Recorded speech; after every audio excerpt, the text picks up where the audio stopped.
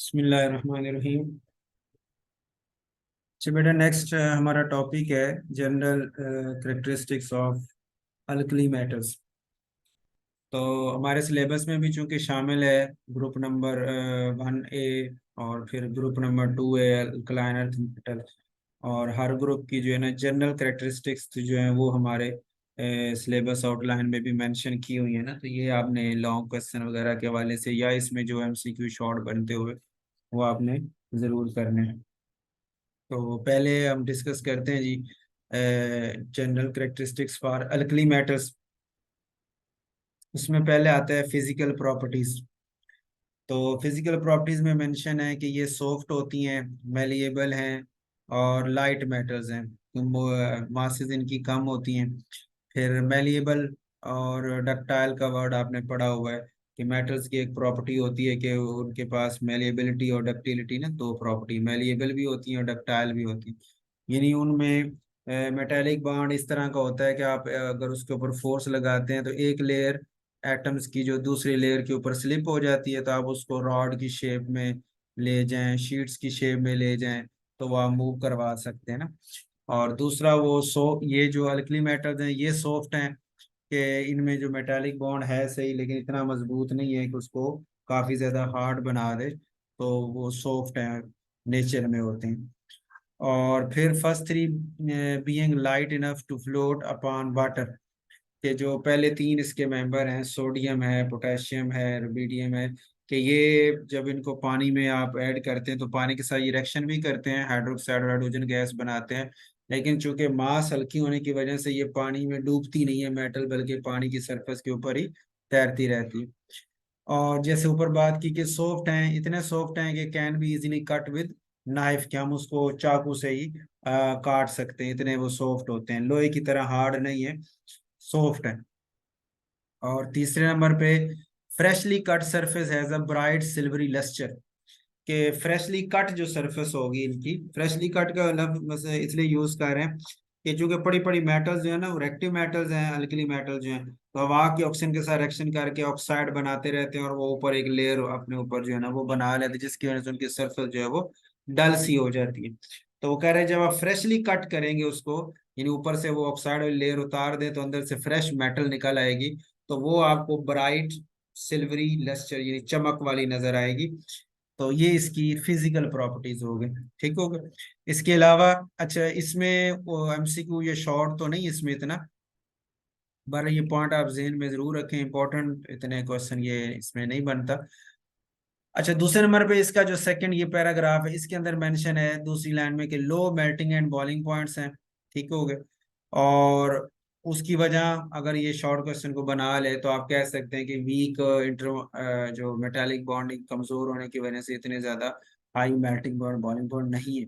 और हमें पता है ग्रुप में नीचे जाए, अब सोडियम सबसे ऊपर है, तो सोडियम का मेल्टिंग पॉइंट 98 डिग्री सी है, यानी उसमें इतनी स्ट्रॉन्ग मेटालिक बॉन्डिंग है कि सिर्फ 98 डिग्री सी है। और उससे नीचे मूव करें तो मेटालिक बॉन्ड और वीक होता जाता है साइज बड़ा होने की वजह से, तो नीचे वालों के मेल्टिंग पॉइंट और कम हो जाएंगे। Free motions of the valence electrons is responsible for the high electrical conductivity of metals. ये दूसरा पॉइंट हो गया।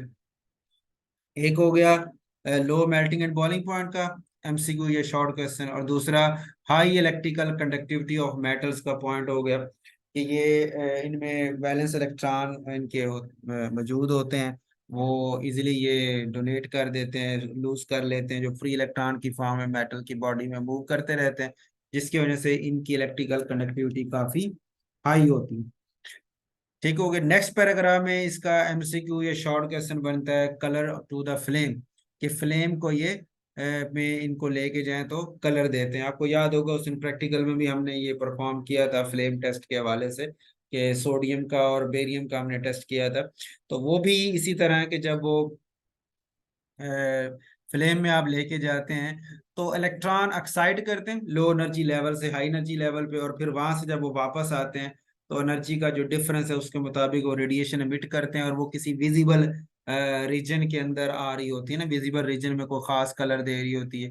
जैसे उसने लिखा है लिथियम अगर हो तो वो कैरामीन रेड कलर का फ्लेम देती है, सोडियम हो तो येलो या गोल्डन येलो फ्लेम देती है, पोटेशियम हो तो वायलेट कलर का फ्लेम दे रही है, सीजियम हो तो ब्लू कलर का फ्लेम दे रही है। ठीक हो, तो ये मुख्तलिफ कलर के ये मेटल्स फ्लेम प्रोड्यूस करती हैं, और उसकी वजह ये शॉर्ट क्वेश्चन हो सकता है। तो उसमें आप बता सकते हैं कि भाई ये जो इलेक्ट्रॉन ऑक्साइड करके जाते हैं लोअर से हायर, और जब वो हायर से लो एनर्जी स्टेट पे ट्रांजिशन उनकी होती है तो एनर्जी वो लूज करते हैं in the form of light waves, और वो कोई ना कोई खास कलर दे रही होती है depending upon the nature of the metal. ठीक हो गया।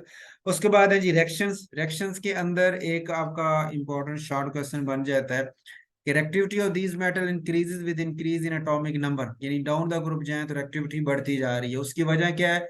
इलेक्ट्रॉन लूज करने की सलाहियत जो है वो भी उनकी इंक्रीज होती जा रही है, कि साइज बड़े हो रहे हैं, जिसकी वजह से वैलेंस शेल न्यूक्लियस से दूर हो गया, अट्रैक्शन कमजोर होगी, तो इलेक्ट्रॉन लूज करना उनके लिए आसान हो गया। तो इसलिए हम कहते हैं कि अल्कली मेटल जो है वो गुड रिड्यूसिंग एजेंट है, कि इलेक्ट्रॉन लूज करके बड़ी आसानी से दूसरे को इजिली रिड्यूस कर लेते हैं, इसलिए ये गुड रिड्यूसिंग एजेंट कहलाते हैं। रिएक्शंस के अंदर पहला इसका हेडिंग इन्होंने बनाई हुई है, अब इसी हेडिंग्स को या फोकस कर लें।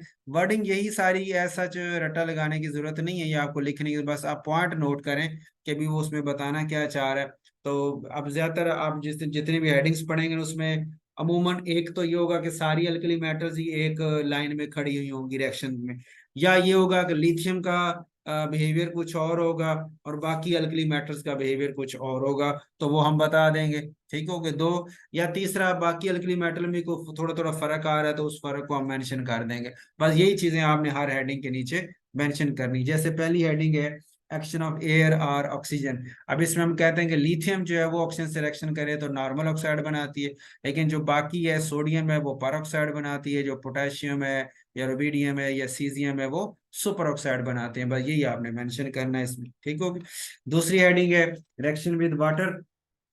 इसमें हम कहते हैं कि अल्कली मेटल्स सारी की सारी वाटर से रिएक्शन करके हाइड्रोक्साइड बनाती हैं और हाइड्रोजन गैस भी रिएक्शन निकालती हैं, और एक ये हाईली एक्सोथर्मिक रिएक्शन होता है, इतना कि जो हाइड्रोजन है उसको आग लग जाती है। ये जर्नल हो गया। लिथियम पे फिर हम बात करते हैं कि लिथियम चूंकि इतनी ज्यादा रिएक्टिव नहीं होती, इसलिए वो स्टीम के साथ रिएक्शन करती है, आम पानी के साथ उसका रिएक्शन नहीं होता। लेकिन इलेक्ट्रोड पोटेंशियल को देखें लिथियम का तो वो काफी हाई होता है, उसकी बेस पे हम बोलते हैं कि लिथियम एक गुड रिड्यूसिंग एजेंट जरूर है। ठीक है, लेकिन रिएक्शन करने की जब बारी आए तो उसमें फिर वो एक्टिविटी उसकी इतनी ज्यादा नहीं आती। तीसरे नंबर पे है रिएक्शन विद एसिड्स। इसमें आप कहेंगे कि सर जितनी भी अल्कली मेटल है सारी एसिड से रिएक्शन कर लेती है, साल्ट और हाइड्रोजन गैस बना देती हैं। चौथा पॉइंट आएगा रिएक्शन विद हाइड्रोजन। सारी की सारी अल्कली मेटल्स हाइड्रोजन से रिएक्शन कर लेती हैं और इस तरह हाइड्राइड्स बना लेती हैं, और जो आगे मजीद मुख्तलिफ रिएक्शंस के अंदर भी इस्तेमाल हो रहे होते हैं। और आपने पढ़ा था हाइड्राइड्स की टाइप्स में भी कि ये अल्कली मेटल्स के जो हाइड्राइड्स हैं ये आयनिक हाइड्राइड या सेलाइन हाइड्राइड्स को बिलोंग करते हैं। रिएक्शन विद हैलोजेंस में अल्कली मेटल्स सारी की सारी डायरेक्ट हैलोजन से रिएक्शन करके कॉरस्पॉन्डिंग हैलाइड्स बना लेती हैं, लिथियम समेत। फर्क रिएक्टिविटी का होगा कि लिथियम की रिएक्टिविटी कम है, नीचे जैसे जाते जाते रिएक्टिविटी बढ़ती जाती है। रिएक्शन विद नाइट्रोजन, इसमें हम बात करते हैं कि लिथियम वाहिद है जो डायरेक्ट नाइट्रोजन से रिएक्शन करके नाइट्राइड बना लेती है। यहाँ पे आपने लिथियम का रिएक्शन एंटर कर लेना है कि लिथियम जो वाहिद है वो रिएक्शन करके लिथियम नाइट्राइड Li3n बना लेती है। बाकी अल्कली मेटल्स भी रिएक्शन कर लेती हैं, इलेक्ट्रिक डिस्चार्ज में नाइट्राइड बना लेती हैं, लेकिन ये स्टेबल नहीं है। ठीक है, डिकम्पोज हो जाते हैं, अनस्टेबल है, रूम टेम्परेचर पे डिकम्पोज हो जाते हैं। यहाँ इसने मेंशन नहीं किया, आप यहाँ पे रिएक्शन लिख लें। एक पॉइंट ये लिख लें कि लिथियम का रिएक्शन लिख लें, lithium plus nitrogen lithium nitride बना, उसके आगे मेंशन कर देंगे ये स्टेबल कंपाउंड है। फिर आप लिखें कि सोडियम नाइट्रोजन से करके सोडियम नाइट्राइड बना लेता है, इसके आगे आप मेंशन कर देंगे ये अनस्टेबल है, और फिर उसके साथ ही मेंशन कर देंगे ये वापस अपने रिएक्टेंट्स यानी सोडियम और नाइट्रोजन गैस में वापस कन्वर्ट हो जाता है, अनस्टेबल होने की वजह से डिकम्पोज हो जाता है, वहीं रहता नहीं है। ठीक है, ये पॉइंट इसमें आप मैंने मेंशन करना है। नीचे इसने इसका रिएक्शन दिया हुआ है कि ये नाइट्राइड को अगर वाटर से करें तो हाइड्रोक्साइड और अमोनिया गैस प्रोड्यूस कर लेते हैं, लेकिन वो तब है कि जब वो हम उसको जल्दी से रिएक्शन करवा जाएं, वरना अमूमन वो अनस्टेबल है, वो टूट के अपने रिएक्टेंट्स में चले जाते हैं। ठीक है। सातवां पॉइंट है जी रिएक्शन विद अमोनियम। इसमें आप लिखेंगे जी अल्कली मेटल्स हमारे पास जो है सोडियम जैसे मशहूर है, अमोनिया से डायरेक्ट रिएक्शन करके सोडियम अमाइड बना देती है और हाइड्रोजन गैस वहां से रिप्लेस कर लेती है। तो बाकी अल्कली मेटल्स भी इसी तरह अमोनिया से रिएक्शन करके कॉरस्पॉन्डिंग अमाइड बना लेती है। आठवां पॉइंट आपका है जी रिड्यूसिंग एजेंट का, कि जितनी भी ये अल्कली मेटल्स जो कि रेक्टिव मेटल्स हैं आपके पीरियोडिक टेबल में शुरू में होने की वजह से, रेक्टिव मेटल्स होने की वजह से ये बड़ी आसानी से दूसरी मेटल्स को उनके कंपाउंड में से डिस्प्लेस कर लेती है। जैसे ये मैग्नीशियम ऑक्साइड को देखें कि मैग्नीशियम को सोडियम ने उसके कंपाउंड से निकाल दिया और खुद ऑक्साइड बना लिया। इसी तरह कार्बन डाइऑक्साइड में से सोडियम ने कार्बन को निकाल के कार्बन अलग कर दिया, सोडियम ऑक्साइड बना दिया। अच्छा, ये सिर्फ ऑक्साइड तक महदूद नहीं है, हैलाइड्स में भी इसी तरह ही है। जैसे टाइटेनियम क्लोराइड था तो सोडियम ने उसको रिप्लेस करके निकाल के सोडियम क्लोराइड बना दिया। ठीक हो गया। इसी तरह ये बात हो रही दूसरी मेटल के साथ। और जो इसी अपने ग्रुप में भी जो रेक्टिव मेटल है, जैसे सोडियम लिथियम से रेक्टिव है तो सोडियम लिथियम को उसके कंपाउंड में से निकाल देगी और खुद ऑक्साइड बना लेगी। ठीक हो गया। नाइन्थ पॉइंट है जी रिएक्शन विद H2S, के H2S के साथ रिएक्शन ये डायरेक्ट कर लेते हैं और सोडियम सल्फाइड ने हाइड्रोजन गैस को, ये बिल्कुल उसी तरह जैसे पीछे एसिड के साथ हमने रिएक्शन किया ना HCl के साथ, तो साल्ट और हाइड्रोजन गैस बनी थी। उसी तरह अब H2S है, वो भी वीक एसिड होता है, तो सल्फाइड और साल्ट बन गया और साथ हाइड्रोजन गैस बन गई। रिएक्शन विद एसिटिलीन में आपने लिखना है किसी लिथियम एसिटिलीन के साथ रिएक्शन शो नहीं करता। यहाँ पे इसने रिएक्शन में थोड़ी गड़बड़ की हुई है, ये आपने काट देना। लिथियम का एसिटिलीन के साथ रिएक्शन नहीं होता, ये हमने बात की थी कि एसिटिलीन भी लेस रिएक्टिव है, वीक एसिड है, लिथियम भी लीस्ट रिएक्टिव मेटल है, तो इन दोनों का रिएक्शन नहीं हो पाता। तो ये पहला रिएक्शन आपने बिल्कुल काट देना है, कैंसिल कर देना कि ये तो होता ही नहीं है। दूसरा रिएक्शन जो इसने दिया है सोडियम का एसिटिलीन के साथ, वो रिएक्शन हो जाता है और सोडियम एसिलाइड ये लास्ट में प्रोडक्ट बनी हुई है ये बन जाती है। अब इसने इसको दो हिस्सों में बांट दिया। अगर इन दो इक्वेशनों को आप इकट्ठा करें ना, इकट्ठी लिखें, तो ये दो सोडियम और एस्टलीन, दो सो एस्टलीन है ना। अब इन दोनों को जब आप ओवरऑल करेंगे तो ये प्रोडक्ट NaHC2 का प्रोडक्ट इस NaHC2 के रिएक्टेंट को कैंसिल कर देगा, हाइड्रोजन सिर्फ बच जाएगी इधर। इस तरह Na2C2 बच जाएगा, ये C2H2 इन दो में से एक को काट देगा। ठीक हो गया। तो आपके पास ओवरऑल रिएक्शन बनेगा दो सोडियम प्लस एक एस्टिलीन और एरो के बाद ये Na2C2 और प्लस H2। तो आपने यही रिएक्शन मेंशन करना है, ये दो अलग अलग करने की जरूरत नहीं है, एक ही स्टेप में रिएक्शन ये मेंशन कर दें कि दो सोडियम के एटम है, एक एस्टिलीन के साथ रिएक्शन शो कर रहे हैं और इस रिएक्शन के बाद एक सोडियम एस्टिलाइड जो है वो बन गया और प्लस H2 जो गैस है वो इवॉल्व हो गई है। ठीक हो गई। उसके बाद है जी 10वां रिएक्शन विद अल्कोहल्स, के अल्कोहल्स के साथ ये अल्कली मेटल्स रिएक्शन शो कर लेती हैं। लिथियम नहीं करती है, वो तो लेस रिएक्टिव होगी, बाकी सारी कर लेती है। हाइड्रोजन को वहां से डिस्प्लेस करके H2 की फॉर्म में खुद वो साल्ट बना के वहां अटैच हो जाती है। तो ये जनरल कैरेक्टरिस्टिक्स हो गई जी अल्कली मेटल्स की। इसके नीचे इसने एप्लीकेशंस की हेडिंग भी दी है।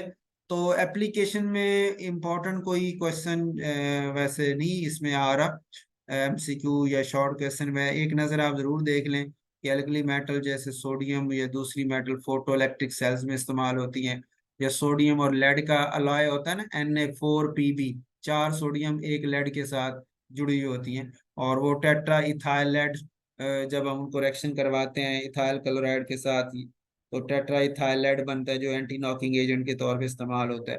तो यही एक इम्पोर्टेंट इसमें पॉइंट आता है टेट्राइथाइलेट वाला, कि सोडियम लेड अलाय जो है उसको हम यूज कर रहे होते हैं। ठीक होगी। तो बाकी इसमें अब ये जो जितने आपके 8-10 पॉइंट बनते हैं जनरल रिएक्शन के वाले से, तो ये लॉन्ग क्वेश्चन के तौर पे भी हो सकता है। अलग अलग इसमें रिएक्शंस के ऊपर आपका MCQ या कोई शॉर्ट क्वेश्चन भी बनाया जा सकता है।